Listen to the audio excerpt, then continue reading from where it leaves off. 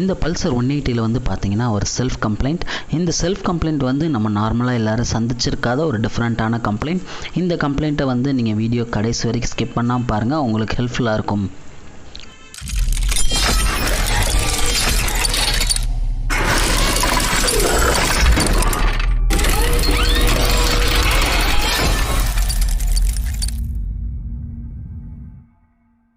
வரைக்கும் நம்ம சேனலை சப்ஸ்கிரைப் பண்ணாதவங்க இருந்தீங்கன்னா யூடியூப்பில் உள்ள சர்ச் டேப்பில் பைக் எலக்ட்ரிஷியன் டைப் பண்ணிங்கன்னா நம்மளோட channel bike electrician Madurai channel display ஆகும். நம்ம சேனலுக்குள்ளே போயிட்டு சப்ஸ்கிரைப்ன்ற பட்டன் இருக்கும், அந்த பட்டனை கிளிக் பண்ணிக்கோங்க.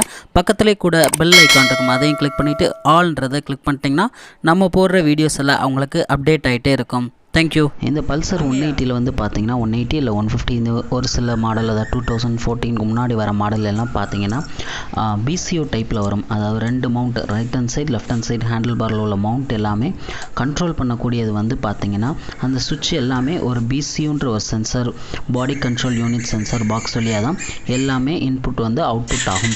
அந்த வகையில் வந்து பார்த்திங்கன்னா இந்த வண்டியில் வந்து பார்த்திங்கன்னா நம்ம மெக்கானிக் பிரதர் வந்து எல்லாமே, அதாவது ரிலே, மோட்டார், அந்த சுவிட்ச் எல்லாமே செக் பண்ணிட்டாங்க. இந்த வண்டியில் வந்து பார்த்திங்கன்னா சுவிட்சை கழட்டி விட்டாலுமே அந்த வண்டியில் நம்ம ரைட் ஹேண்ட் சைட் செல்ஃப் போகிறோம்ல, அந்த சுவிட்சை கழட்டி விட்டாலுமே வண்டி ஏதாவது செல்ஃப் வந்து எடுத்துக்கிட்டே இருக்குது. ஃபஸ்ட்டு இதோட சிஸ்டம் எப்படின்னு பார்த்துக்குவோம். இந்த இதில் வந்து பார்த்திங்கன்னா இந்த சுவிட்சில் வந்து பார்த்திங்கன்னா ஜஸ்ட் அந்த BCUக்குரிய இன்புட்டு தான் போகும். அந்த BCUக்குள்ளே ஒரு சம் டிரான்சிஸ்டர், ரிலே, மைக்ரோ ரிலேலாம் இருக்கும். அந்த ரிலேயை வந்து ஆன் பண்ணி விடுறதுக்கு வந்து பார்த்திங்கன்னா சுவிட்ச் வழியாக தான் போகும். இந்த சுவிட்சுக்கு வந்து BCU இன்புட்டாக போய் BCUலேருந்து அவுட்புட் போகும். BCUலேருந்து போகிற அவுட்புட் தான் ஒவ்வொரு இதுக்கும், ஹாரனாக இருக்கட்டும், செல்ஃபாக இருக்கட்டும், நம்ம இண்டிகேட்டராக இருக்கட்டும், டிம் அண்ட் பிரைட் சுவிட்சாக இருக்கட்டும், ஹெட்லைட் ஆன் ஆஃப் சுவிட்சாக இருக்கட்டும், எல்லாமே பார்த்திங்கன்னா இந்த BCUலேருந்து போகிற அவுட்புட் இந்த சுவிட்சிலேருந்து டேரெக்டாக எதுக்குமே போகாது. சுவிட்சிலேருந்து டேரெக்டாக செல்ஃப் மோட்டர் ரிலேக்கு போகாது. சுவிட்சிலேருந்து டேரெக்டாக ஹெட்லைட்டு ஆன் ஆஃப் வந்து டிம் அண்ட் பிரைட் காமனுக்கு போகாது. இப்போ செல்ஃப் நம்ம வந்து பட்டன் அமுக்கணும்னா அந்த செல்ஃப் பட்டன் வந்து ஒரு மேக்னெட்டிக், அதாவது சென்சார் மாதிரி, அதுலேருந்து ஒரு சிக்னல் ஜென்ரேட் ஆகும். அந்த செல்ஃப் பட்டன்லேருந்து சிக்னல் ஜென்ரேட் ஆகி அந்த BCUக்குள்ளே போய் சிக்னல் போனோடனே அந்த உள்ளுக்குள்ள சம் ரிலேஸ்னால் அது ஆன் ஆக வாய்ப்பு இருக்குது. அந்த ஆன் ஆனோடனே தான் இதுக்கு இந்த BCUலேருந்து தான் நமக்கு வந்து அவுட்புட் வந்து ரிலேக்கு போகும். அந்த வகையில் வந்து பார்த்திங்கன்னா இந்த பல்சர் 180 வந்து பார்த்திங்கன்னா BCUவில் தான் கம்ப்ளைண்ட் இருந்துச்சு. எனக்கு மெக்கானிக் பிரதர் வந்து ரிலேயும் பார்த்துட்டாங்க, சுவிட்ச் ரைட் ஹேண்ட் சைட் செல்ஃப் சுவிட்சையும் பார்த்துட்டாங்க. அதை கழட்டி விட்டாலுமே ஓடுது. அப்படின்ற பட்சத்தில் என்கிட்ட நான் எப்போயுமே ஒரு BCU எல்லா ஐட்டமும் ஒரு எக்ஸ்டர்னலாக வச்சுருப்பேன். ஏன்னா நம்ம டெஸ்டிங் பண்ணுறதுக்காண்டி அந்த இதை வச்சு பார்க்குறப்ப BCU அந்த பழைய BCU எடுத்து போட்டு இப்போ புது BCU மாட்டினோன்னே செல்ஃப் வந்து தொட்டோன்னே எடுக்கும். பார்த்திங்கன்னா தெரியும். இப்போ கரெக்டாக செல்ஃப் வந்து நம்ம பட்டனை ஆன், செல்ஃப் பட்டனை பண்ணுறப்ப தான் செல்ஃபே ஒர்க் ஆகும். ஸோ இந்த மாதிரி என்னென்னு பார்த்தீங்கன்னா BCUலலாம் வந்து பார்த்திங்கன்னா இன்டர்னல் ஷார்ட்டாக இருக்கும். அதெல்லாம் வந்து பார்த்திங்கன்னா மைன்யூட் போர்டு தான், மைன்யூட் PCB போர்டாக தான் இருக்கும். அந்த PCB போர்டுக்குள்ளே சம் ஷார்ட் ஏதாவது இருந்துச்சுன்னா கண்டிப்பாக இந்த மாதிரி ஏதாவது ஒரு பிரச்சனை பண்ணும். இது வந்து ஒரு யூனிக்கான கம்ப்ளைண்ட். கண்டிப்பாக இது உங்களுக்கு ஒரு யூஸ்ஃபுல்லாக இருக்கும். அந்த கம்ப்ளைண்ட் எல்லோரும் தெரிஞ்சுக்கொண்டதுக்காண்டி தான் இந்த வீடியோ.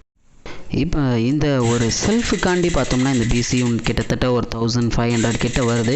இதை மாற்றணுமான்றவங்க கஸ்டமருக்கு வந்து என்ன பண்ணான்னு பார்த்தீங்கன்னா ஒரு அதாவது புஷ் பட்டன் மாதிரி தனியாக ஒரு ஆல்ட்ரேஷன் பண்ணி அந்த பட்டன் வந்து வெறும் 30-40 ரூபா தான் வரும். அதை வந்து நீங்கள் 2-வே சுவிட்ச் கிளாம்பில் யூஸ் பண்ணி ப்ளஸ் அதுக்கு அந்த 2-வே சுவிட்ச் ஒரு 2 வந்து மெயின்லேயும் இன்னொரு 2 வந்து பார்த்திங்கன்னா ரிலேக்கு வர மெயின்லேயும் கொடுத்திங்கன்னா இந்த மாதிரி ஒரு 100 ரூபாய்க்குள்ளே வேலை முடிஞ்சிடும்.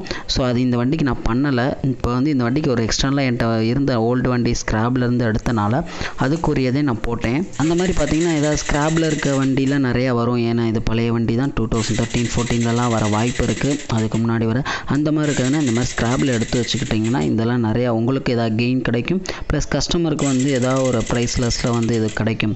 இல்லாத பட்சத்தில் இந்த மாதிரி நம்ம புஷ் பட்டன் வச்சு யூஸ் பண்ணி போட்டுக்கலாம்.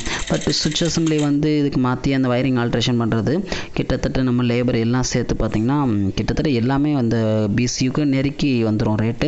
அதனால இந்த செல்ஃப் ஒன்று பண்ணி இந்த கம்ப்ளைண்ட் வந்துச்சுன்னா, செல்ஃபுக்கு மட்டும் இந்த மாதிரி கம்ப்ளைண்ட் வந்துச்சுன்னா நீட்டாக ஒரு புஷ் பட்டன் மாதிரி வச்சு போட்டு அதுக்கு 2 லைன், ஒரு மெயின்லையும் இன்னொரு லைன் வந்து ரிலேலையும் கொடுத்து இந்த மாதிரி பண்ணிங்கன்னா ஹெல்ப்ஃபுல்லாக இருக்கும்.